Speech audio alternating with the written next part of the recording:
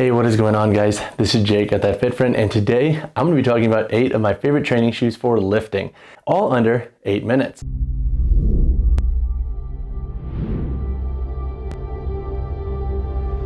So if you are on the market for a new training shoe for some lifting, for versatile training, maybe a CrossFit class here and there, I'm going to rip through and discuss why I like each of these shoes featured in this video and discuss the context in which they perform their best. I don't want this video to run too long, ain't nobody got time for that, so hopefully this video can help give you suggestions that will suit your training needs best. Let's go ahead and dive into our first shoe. The first shoe that I want to discuss is the Rad 1. So 3 reasons why I like this model. Number 1, it's a good, well-rounded shoe. Initially designed for CrossFit and more CrossFit style training, this model also works really well for lifting. So if you are a lifter that plans to do lifting but then also blend some CrossFit work into your training, this is a phenomenal model to look into. The second reason why I like this model is the SwellFoam Midsole. The midsole in this shoe does a really good job at walking that fine line between being stable when deadlifting things like 500 pounds, but then also being versatile and giving you a nice pop when doing box jumps, double unders, whatever it might be, where you need to be a bit more explosive and versatile in nature. The third reason why I like this shoe is the overall durability is pretty solid.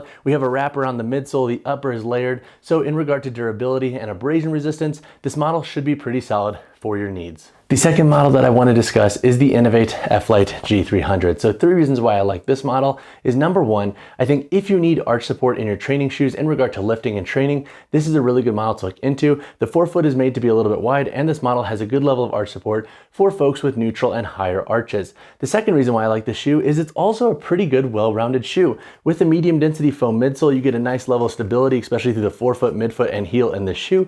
And this model has graphene construction on the outsole, so overall it does pretty durable and it grips a lot of different surfaces as well. The third reason why I like this shoe is the Bootie style construction. If you like Bootie style construction in your shoes, this model I think will be really great for you. It will form fit the foot really well, and this knit bootie up here in the forefoot breathes really well. The next model that I want to discuss is the Under Armour Tri-Base Rain 4. 3 reasons why I like this model is number 1, if you like having a lower heel to toe drop in your training shoes, this is a good option to explore. This model has a heel to toe drop of 2 millimeters. The second reason why I like this model is the Micro G foam midsole and the Tri-Base tech on the outsole. The blend of these two features give this model a nice blend of stability and versatility. So if you do need a shoe for more unilateral work, athletic work, HIIT style training, and heavy lifting, the shoe's midsole and outsole walk that really fine line of being pretty good at all of those things. The third reason why I like this model is I think if you are somebody who wants a shoe for more athletic style training to blend with your lifting, this is a pretty good model to look into. The upper is fairly durable, it breathes pretty well, and as a whole, the shoe, once they break in, feels really good for that context of training. The next model I'm going to cover is the Nike Metcon 7. 3 reasons why I like this model is number 1, the Nike React Foam midsole in the shoe gives the forefoot a nice pop. So while you do have this hyperlift insert in the heel for additional stability, the forefoot feels pretty mobile and athletic, which can be awesome for things like double unders, box jumps, and more explosive movements.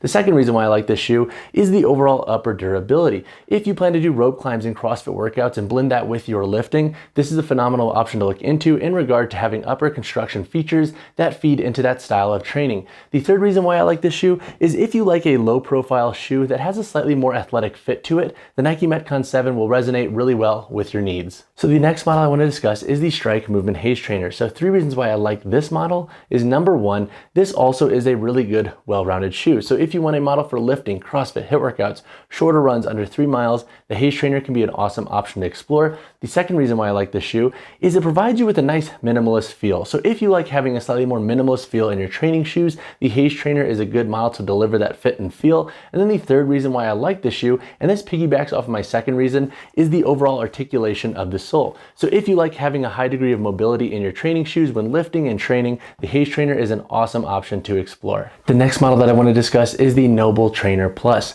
3 reasons why I like this model is number 1, if you plan to primarily lift, do some CrossFit workouts here and there, and then train outdoors in your shoes, this is a really good option to look into. We have a thick herringbone tread patterning on this model's outsole, so you get a nice level of traction on a lot of different surfaces. The second reason is the overall durability of the shoe. So we have a super fabric upper that wraps the entirety of the shoe, and with this thicker outsole that also wraps over the toe box, we get a nice level of durability, so I do not think the shoe is going to break down very fast for most lifters and athletes. The third reason is the thicker EVA foam midsole in this shoe. So while that's not necessarily always the best thing for things like deadlifts, I think the added level of versatility that this midsole gives this shoe makes it a better option for most lifters and athletes that plan to use the NOBULL Trainer Plus for a little bit of everything. The next model that I want to discuss is the GoRuck Ballistic Trainer. 3 reasons why I like this model is number 1, the stability that you get from this model's midsole and outsole. In the midsole, you have 2 different types of EVA foam to give the shoe like its nice blend of stability and versatility, and then you have a triple compound rubber outsole.